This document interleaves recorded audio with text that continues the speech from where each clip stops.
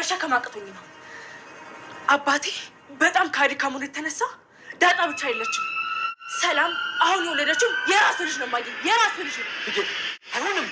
አይሆንም አልኩሽ አብዬል። አይደለም እማዬ፣ እኔም ሁለተኛ አባቴ ብዬ አልጠራውም። አንቺን ብትሆኚ ባሌ ብለሽ እንዳትጠሪው። ከዚህ ከአዲ ጋር ድጋሚ እንዳትተኚ። ተነሽ እማዬ ተነሽ። ውጣ አባዬ ተነስ። ውጣ ተነስ አባዬ ውጣ። ምን እንደፈለክ እኮ ገብቶኝ። ታዲያ ከገባሽ ለምን አከፍችልኝ? ከዚህ በሩንም አልከፍትልኝ፣ ግን እጄ መሳም ትችላለህ። እሱን ስማና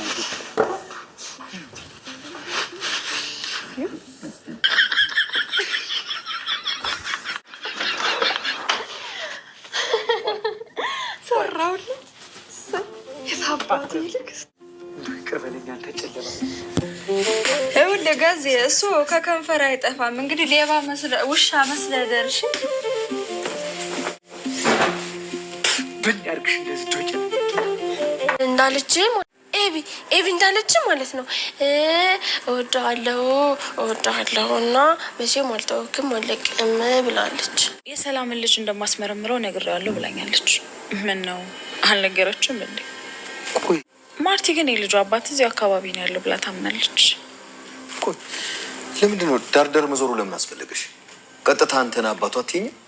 አብጌል ደረጃ አሁን ያለችበት ሁኔታ እንግዲህ በጣም የሚያስፈራና የሚያስደነግጥ ነገር ነው። ቤተሰቦቻችን እንግዲህ እንደ ቤተሰብም እንደ አጠቃላይ እንደ ሁኔታው አብጌል ደረጃ አሁን ላይ ያለችበት ሁኔታ እውነት በጣም ነው የሚያስፈራው። እንግዲህ አብጌል በጣም ጠንካራ፣ አስተዋይ፣ ለያዘችው ነገር ደረቅ ናት እንጂ እንደዚህ ተልፈስፍሳ ወይም ደግሞ ለምን ብላ እያንዳንዱ ነገር የምትጠይቅ ልጅ ናት። ግን ዛሬ ባለችበት ሁኔታ የእውነት በጣም ነው የሚያስደነግጠው። ምክንያቱም በዚህ ልክ ካቋሟ አንዳንድ ነገሮች በቃ ምንም ያክል ጠንካራ ብትሆን የሆነ ሰዓት ላይ የሆነ ወዴታች እንትን የሚያደርጋችሁ ነገር አይጠፋምና እንግዲህ እኔም የታየኝ አብጌል ላይ በቃ እሱ ነገር ነው ጋይስ። በጣም ጎበዝ ጠንካራ ናት እኮ ግን አንዳንዴ በቃ ትቸነፋላችሁ ጋይስ። አሁን ዛ የስተዛሬው ደረቅነቷ ነበር። አሁን ማሰላሰል ስትጀምር ነገሮችን ማመዛዘን ስትጀምር በቃ አእምሮዋ ሊሸከም አልቻለም።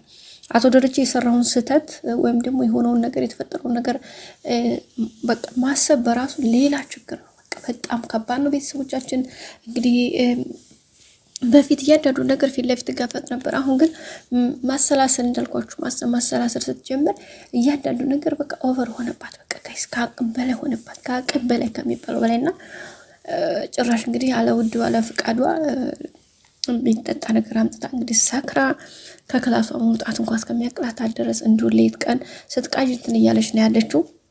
ለዚህም እንግዲህ ቤተሰቡ ሙሉ በሙሉ በጣም ተቸግሯል፣ ተጨንቋል። ወይዘሮ ማርታም እንግዲህ ዛሬ ናታን ላይ ጠበቅ ያለ መልእክት አስተላልፋለች። መልእክቱ ምንድን ነው? እባክህ በቃ የምትወዳ ከሆነ ቅረባት፣ ከጎኗ ሁን። የማትወዳት የማትፈልጋት ከሆነ ደግሞ በቃ ራቃት። ምንም አይነት ፊት አታሳያት። በቃ ለምን?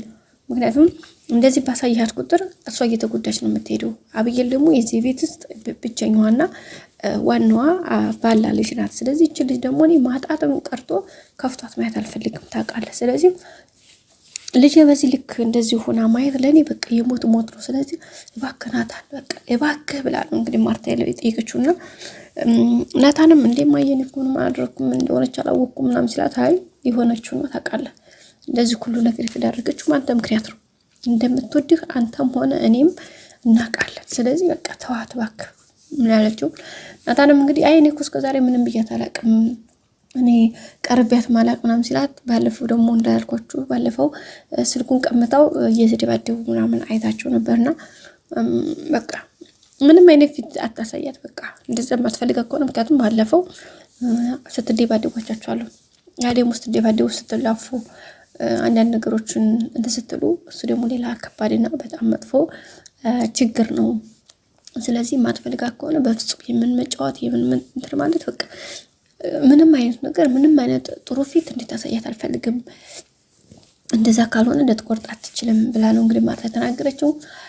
ናታንም እሺ ሞክራለሁ ብሏል። ሞክራለሁ ሳይሆን በቃ በፍጹም ተዋት፣ በቃ ተዋት። ምክንያቱም አንድ ያለችን ልጅን ባልሆነ ነገር ማጣት አልፈልግም ብለዋለች። ናታን ደግሞ እንግዲህ መጥቶ ዳጣን እባክሽ በቃ የነገር ቤተሰብ ይወቅ፣ ፍቅራችን ይፋ እናድርገው፣ አስፈላጊ ከሆነ ቀለበት ማድረግ ካለብኝም ቀለበት አድርገን እንቀመጥ፣ አለበለዚያ እዚህ መካከል በእንደዚህ ከሆነ ሌሎች ክፍተቶች ይፈጠራሉ እያላት ነበርና ምን አበጌል እያልክ እንደተጣራ ፈርታ ነው እንደምናም እያላችሁ ነበረ።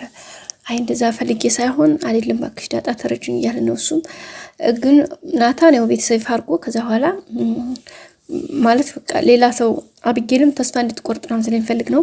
ዳጣ ደግሞ ገና ብዙ ኃላፊነት ብዙ ነገሮች ገና ስለሚጠበቁባት እሱ ነገር ሳትጨርስ ሌላ እርምጃ መጓዝ አትፈልግም እና በተለይ ደግሞ አባቷ አደራ ያላትን ነገር አትቀድማ እንግዲህ አባዬ አፍቅር ያለሁኝ ብላ ሌላ ነገር መጀመር ስላልፈለገች በቃ እኔ አሁን ላይ ለሱ ብቁ አይደለሁም ጊዜ ያስፈልገኛል። ምክንያቱም እኔ ራሱ ብዙ ማስባቸው አእምሮ ውስጥ የሚወጡ የሚወርዱ ነገሮች ስላሉ እነሱ ነገር የመጀመሪያ ቅድሚያ መጨረስ አለብኝ ብላ ነው እንግዲህ ያሰበችው እና ይህን ነገር በዚህ ባለበት ሁኔታ አበጌል ነገሮችን ለማስተካከል እንግዲህ ደፋ ቀና እያለች ነው። ሁኔታዎችን ለማመቻቸት ወጣ ወረድ እያለች ነው። ብዙ ነገሮችን ለማስተካከል እየሞከረች ነው። ያው እንግዲህ ደረጀም ደግሞ በዚህ መካከል ላይ የሚጠበቅበትን ነገር እንዳባት በተለይ ደግሞ በቃ እወጣለሁ ከሀገር እወጣለሁ ስትል በቃ አትወጪም፣ ምክንያቱም ብዙ ነገር ከፊት እየመጣ ስለሆነ ለዛ ነገር ታስፈልጊኛለሽ ብሏታል። ስለዚህ ያን የምታስፈልግበት ቦታ ላይ ደግሞ ታስፈልጊኛለሽ ስላላት ያን ነገር ደግሞ ለማድረግ ደረጀ ያው የሚችለውን ያክል እየሞከረ ነው። በቃ እንደዛ የምታደርግ ከሆነ በቅርቡ ማየማወቅ አለበት ሁሉም ነገር ብለዋለች እና እሱን ነገር ለማስተካከል በቃ ጊዜ እንደሚወስድበት ምክንያቱም አሰርጎ ነው ለማርታ መናገር ያለበት። አሁን አስባችሁታል ይሄን ነገር ማርታን 2 ልጆች አሉኝ ከዛውም ከሰራተኛችን ብሎ ቢላት ምን አይነት ነገር ሊፈጠር እንደሚችል በጣም ከባድ ነው። እንጃ እንዴት አድርጎ እንደምንትን ነግራት ራስ በጣም ከባድ ነው። በተለይ ደግሞ ሰላም ወደዚህ ቤት መለሳለሁ የማለቷ ጉዳይ ደግሞ ሌላ ትኩሳት ጭሯል። ሰላም እዚህ ጋር መመለስ የለባትም። ምክንያቱም አሁን 2 ልጅ እዚህ ጋር መጣች። እዚህ ጋር ቤቷ አለ እንግዲህ ደረጃ ህዝቤቱን መቼ ነው መጨረሻው አትጂም እንዲያላት ነበር ቫኬሽኑን። እሷ አይ ችግር የለውም መሄዱ አሁን አልሄድም ምክንያቱም ቀስ ብዬ ነው ምክንያቱም ማራዘም ስለሚቻል የመጣሁበትን የቫኬሽን ታይም እንኳን ቢያልቅም ማራዘም እችላለሁ። ስለዚህና ምንም አትጨነቅ እያለችው ነበር። ደግሞ ማርታ ጋር አሁን ላይ ደህና ነን ምክንያቱም አልተጣላንም ምናምን ስለዚህ ምንም ችግር የለውም እያለችው እንግዲህ ስታሽሟጥጥበት ነበረ። ደረጀም በጣም የታለደው በተለይ ልጅ ከዚህ ከቤት እስከምትሄድ ድረስ በጣም ነው ተስፋ አድርጎ እየጠበቀ ያለው። ግን እሷ መሄጃዋም ገና ነው።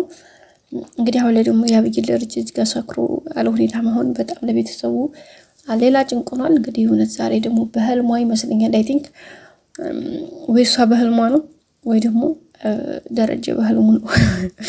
ከሁለት አንዳቸው ነው ጋይዝ የምርማን ነው። ምክንያቱም ያለው ነገር በጣም ከባድ ነው።